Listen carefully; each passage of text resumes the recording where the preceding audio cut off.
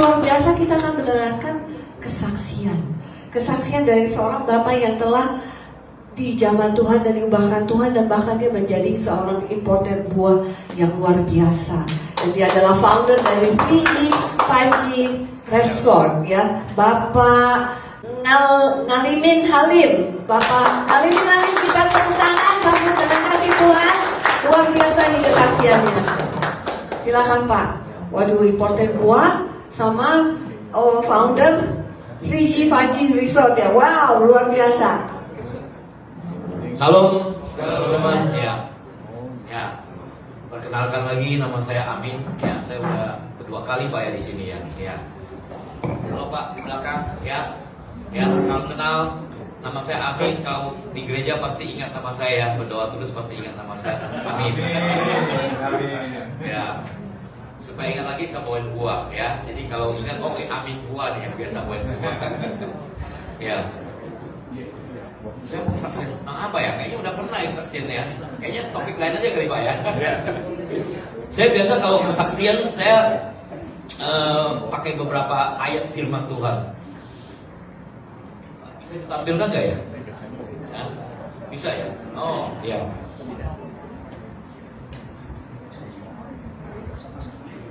Waktunya berapa lama Pak?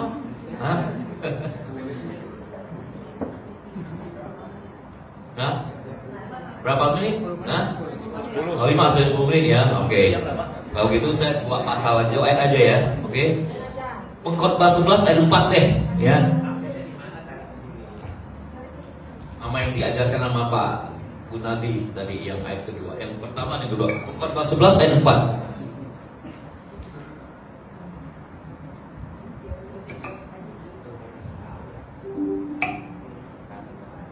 Ayo kita baca sama-sama.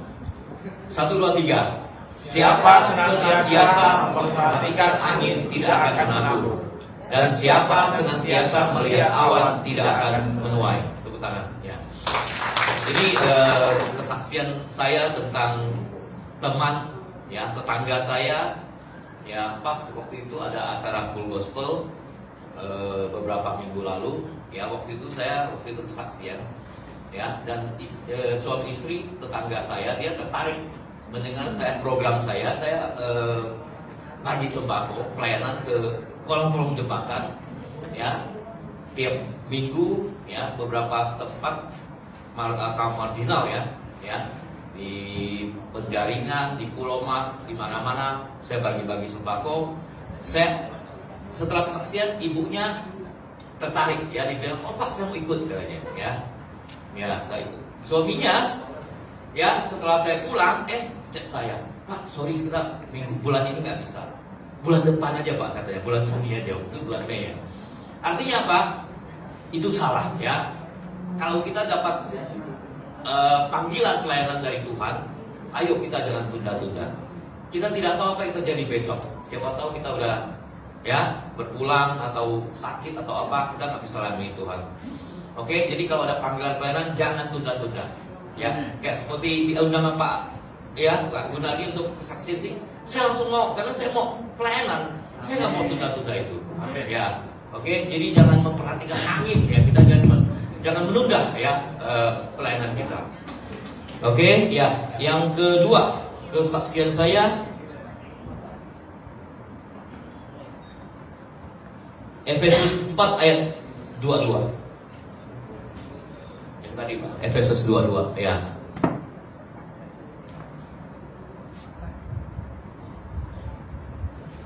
Efesus 4 ayat 22 sampai 24. Ya.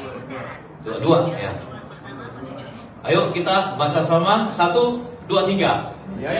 Bahwa kamu berhubung dengan kehidupan kamu yang dahulu harus menanggalkan manusia yang lama yang menemui kebinasaannya oleh nafsunya yang menyesatkan. 23. Ini keren. Supaya kamu diperbaharui di dalam roh dan pikiranmu. Yang 24. Dan mengenakan manusia baru yang telah diciptakan menurut kehendak Allah di dalam kebenaran dan kekudusan yang sesungguhnya. Tepuk tangan. Ya. Ini yang terjadi dalam hidup saya. Jadi seperti Pak Gunawan, ya, katakan saya pengguna narkoba, ya, kecanduan narkoba 20 tahun lebih. Jadi dalam 20 tahun lebih itu saya tidak bisa lepas, ya, tidak bisa lepas. Sebelum ketemu gembala saya, ya, diajak teman ke gereja itu 3-4 tahun lalu. Jadi setelah saya dengar khotbah dari pendeta, ya, tiap minggu, ya, proses ya berapa minggu, beberapa bulan, ya, berapa tahun, akhirnya saya bisa tobat. Kalau enggak, sebelum saya ketemu Tuhan, saya nggak bisa bertobat. Jadi namanya pecandu narkoba, ya, kita selalu bolak-balik, nggak bisa lepas.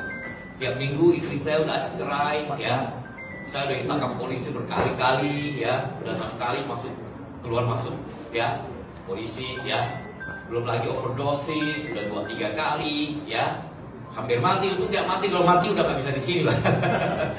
Ya, jadi saya sangat beruntung di tangan dia, ditolong Tuhan, ya, dijamah Tuhan, ya, supaya bisa bersaksi di sini, ya.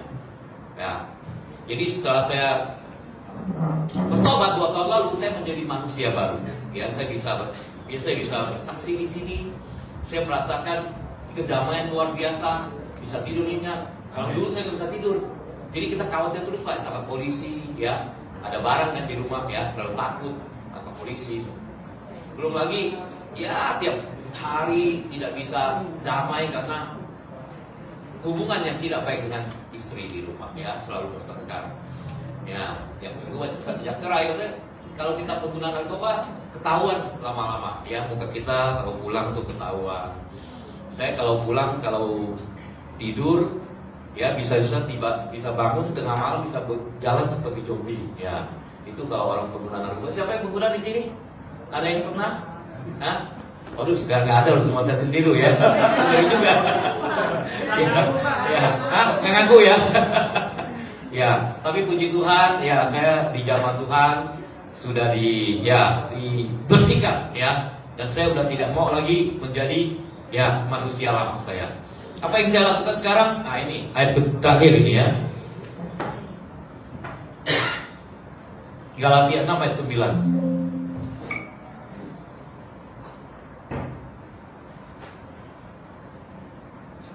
Kita baca sama-sama, 1, 2, 3. Janganlah kita jujur berbuat baik, karena apabila sudah datang waktunya, kita akan menuai jika kita tidak menjadi lemah. Tepuk tangan, ya. Ini terus saya lakukan, ya, kalau saya pelayanan, saya kesaksian, saya kasih ayat ini. Tidak jemu berbuat baik, seolah kita besok sudah meninggal. Ya, itu filosofi agama Buddha itu bagus sekali, ya. Berbuat baiklah sebanyak mungkin seolah kita besok sudah tiada. Ini yang saya lakukan. Saya tantang diri saya sendiri. Saya bikin grup, ya, berbuat baik setiap hari.